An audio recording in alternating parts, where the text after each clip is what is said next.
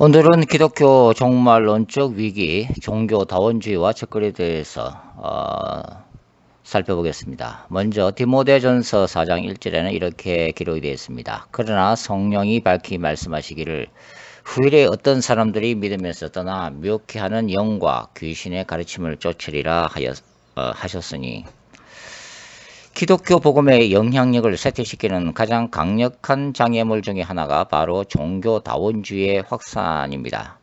종교다원주의의 확산은 포스트 모더니즘의 특징과 맞물렸습니다. 즉 포스트 모더니즘 사회의 특징 중에 하나가 바로 상대주의, 계승 존중, 그리고 해체주의이기 때문입니다.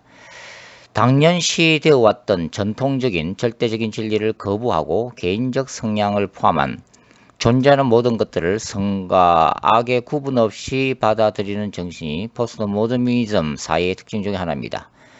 그래서 기존의 권위적인 사회적, 정치적, 경제적, 문화적 시스템을 해체하려는 강력한 움직임이기도 합니다. 이러한 사회적 분위기에서는 각 개인의 의견과 성향과 개성이 존중되어지게 됩니다. 어느 한 사람이 진리를 독점할 수 없다는 의미입니다. 따라서 당신은 예수를 믿지 않으면 지옥에 떨어질 것입니다 라는 진술도 거부감을 불러일으키게 되어 있습니다. 일방적으로 강요되는 교리나 설교조차도 어떤 경우는 무리한 것으로 취급됩니다. 누군가를 위해 기도해 주는 것조차 제가 당신을 위해 기도해도 되겠습니까? 라고 상대방의 동의를 먼저 구해야 하는 사회라고 말씀드릴 수가 있습니다. 이러한 면에서 보면 기독교의 복음은 대단히 배타적이고 편협한 종교입니다.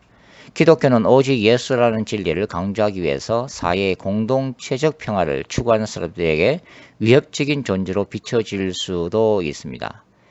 그리고 개종을 요구하는 기독교의 복음은 각 개인이 추구하는 종교에 걸리는 어떠한 상황 속에서도 존중을 받아야 한다는 사회적 관점에서도 비판을 명키 어렵습니다. 동성애를 죄의 차원이 아닌 소수 성애자의 소중한 인권 차원으로 이해하려는 것도 그 맥락을 같이 합니다. 종교다원주의는 종교 간의 갈등을 해소하고 세계 평화를 함께 구현하자는 대명분에 기초합니다. 학자들에 따르면 종교다원주의는 19세기 제국주의적 선교 정책에 대한 반발과 타 문화와 타 종교에 대한 존중의식에서 시작되었다고 합니다.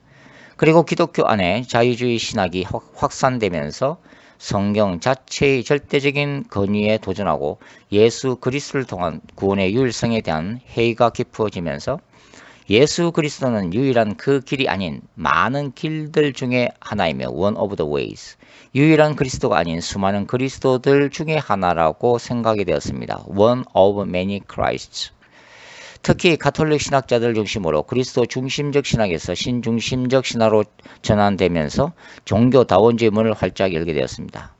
이 종교다원주의에 대해서는 제가 따로 강의해 놓은 신중심의 종교다원주의를 동영상을 따로 참고하시기 바랍니다.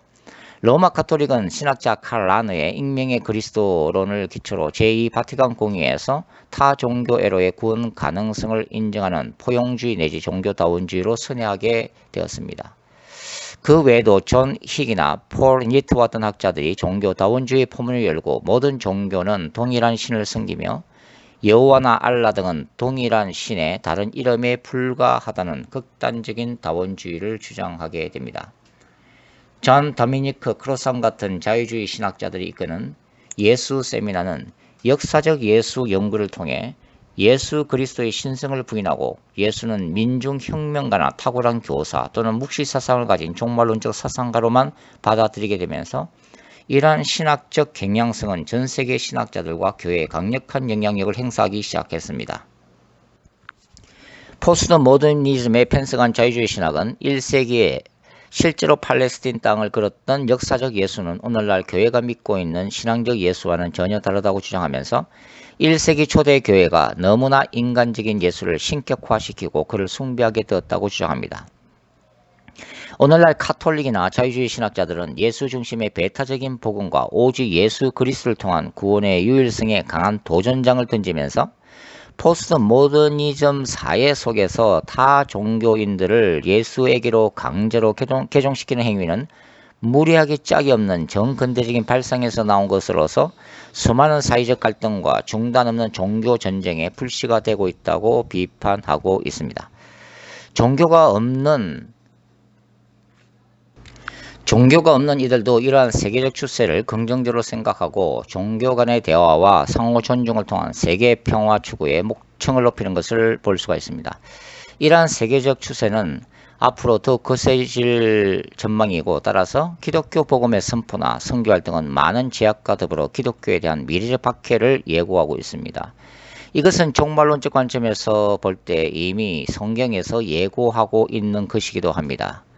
마태는 그의 종말론에서 보편화된 종교다원주의 사회를 마태복음 24장 23절과 24절에서 이렇게 기록하고 있습니다. 그때 사람이 너에게 말하되 보라 그리스도가 여기 있다 혹은 저기 있다 하여도 믿지 말라. 거짓 그리스도들과 거짓 선지자들이나 큰 표적과 기사를 보여 할 수만 있으면 택하신 자들도 미혹하리라.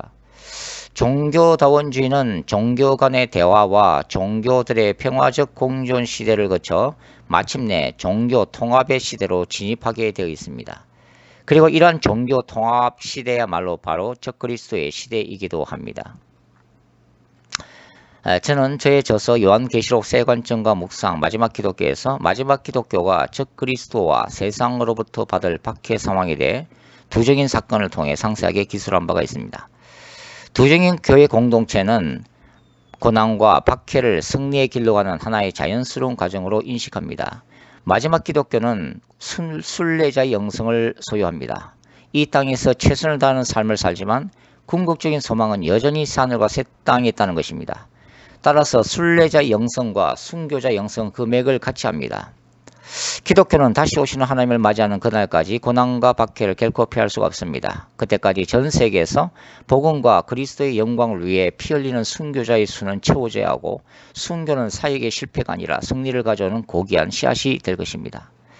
적그리스도의 정치에 대해서는 지금까지 수많은 논의들이 있었습니다. 적그가 장차 유럽연합의 대통령으로 나타난다든지 아니면 미국의 어느 대통령이라든지 하는 추측들이 난무한 것이 사실입니다.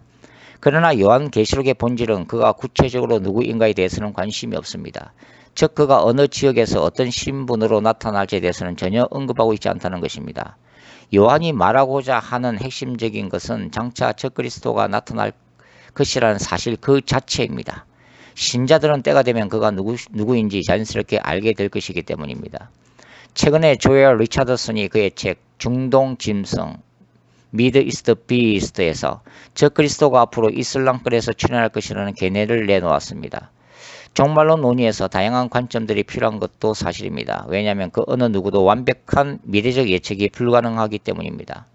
그러나 저의 견해로는 그럴 가능성이 낮다고 생각합니다. 이슬람은 매우 공격적이고 전 세계 이슬람화를 지상 목표로 하고 있는 종교입니다. 따라서 기독교의 복음화 전략에 매우 위협적인 존재가 바로 이슬람교의 확산임에는 틀림이 없습니다. 그럼에도 불구하고 이슬람교 출신의 적그리스도는 세계 정부를 수립할 수가 없습니다.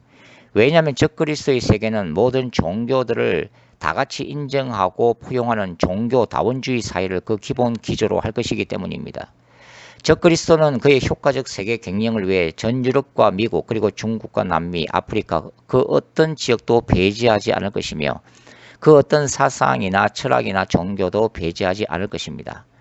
그는 그 모든 것을 세계 평화라는 이름하에 모두 수용하게 될 것입니다. 적그리스도가 전 세계로부터 추앙을 받을 수 있는 궁극적인 메시아가 되기 위해서는 모든 종교들로부터 전폭적으로 지지를 받는 존재가 되어야만 합니다. 가톨릭은 모든 종교들을 평화적으로 타협하고 포용하면서 이러한 일들을 추진할 것이며 적그리스도와 함께 그 정점에서 타 종교들을 통제하게 될 것이고, 가톨릭은 맹실상부한 적그리스도 세계정부의 가장 중요한 종교적 기반이 될 것으로 예측이 됩니다. 이러한 적그리스도의 지배체제의 등장은 적그리스도가 새로운 신으로 등장하는 시기이며, 뉴에이저들이나 점성술사들이 주장하는 기독교를 상징하는 물고기 시대가 끝나고 적그리스도 시대인 물병자리 시대의 본격적인 개막을 알리는 사건이기도 합니다. 우리가 알다시피 각 종교는 나름대로 종말론이 존재합니다. 불교의 가르침에 따르면 현세는 관세음보살이라는 부처가 다스리지만 미래에는 세상을 구원할 새로운 구세주로서 미륵보살이 올 것이라고 말합니다. 민족 종교라고 불리는 정산도 또한 장차 천지개벽이 일어날 것임을 예고합니다. UAG 사상에서는 장차 단일 세계 정부가 수립되고 세계 종교가 통합될 것이며 인간이 스스로 신이 될 수 있고 가장 탁월한 신적 존재인 마이트레아의 시대가 온다고 믿고 있습니다. 그리고 이슬람교의 창시자 무함마드의 언행과 관습을 기록한 책 하디스에 따르면 장차 세계의 구원자 마흐디가 이슬람의 마지막 최고 종교 지도자인 12번째 이맘으로 나타날 것이며 7년 만에 유대교와 기독교를 박멸하고 전 세계에 이슬람 세계를 세운다고 주장하고 있습니다. 그리고 메시아인 마흐디를 돕는 이사라는 선지자가 이슬람의 적 그리스도인 다짜를 물리친다고 믿고 있는데 그들에 따르면 이 다짜는 입에서 불이 나오고 비가 오지 않도록 하는 등 놀라운 기적을 행하는 자로 묘사되고 있습니다. 그러나 요한계시록적 관점에서 바라보면 이슬람이 섬기는 신인 알라야말로 용인 사탄에 해당되고 그들이 기다리는 메시아인 마흐디가 바로 적 그리스도이며 그들이 말하는 이사가 땅에서 올라오는 거짓 선지자인 동시에 그들이 적 그리스도라고 부르는 다짜리야말로 요한계시록 11장의 두 증인인 것입니다. 말하자면 하디스는 선과 악을 완전히 뒤바꾸어 묘사하고 있다는 것입니다. 따라서 우리는 세계의 모든 종교들과 사상들이 강조하는 미래적 메시아가 바로 요한계시록이 묘사하는 적 그리스도인 것을 주목할 필요가 있습니다. 장차 적 그리스도는 그 옛날 작은 뿌리였던 시리아의 안티오코스 에피파네스 4세가 유대인들을 극심하게 박해했듯이 적 그리스도를 숭배하는 새로운 시대 UAG의 도래를 완강히 거부하는 종말론적 신자들을 대대적으로 핍박하게 되어 있습니다. 바로 이 시기에 신자들의 순교가 이어질 것으로 예상되고 있습니다. 그러나 그 박해의 기간은 한때, 두때, 반때로 정해져 있는데 이는 상징적인 의미로서 하나님께서 정하신 짧은 기간을 의미하고 있습니다. 마태복음 24장은 이렇게 기록하고 있습니다. 이는 그때 큰 환란이 있겠음이라 창세로부터 지금까지 이런 환란이 없었고 후에도 없으리라. 그날들을 감하지 아니하면 모든 육체가 구원을 얻지 못할 것이나 그러나 택하신 자들을 위하여 그날들을 감하시리라.